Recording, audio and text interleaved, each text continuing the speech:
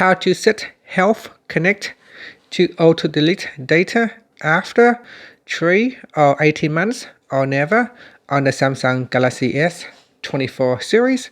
First, tap on the home button to go back to the home screen. On the home screen, swipe down at the top, then tap on the settings icon. After that, we scroll down, then tap on security and privacy. Then scroll down and tap on more privacy settings. Now tap on Health Connect. Then we scroll down and tap on Manage Data.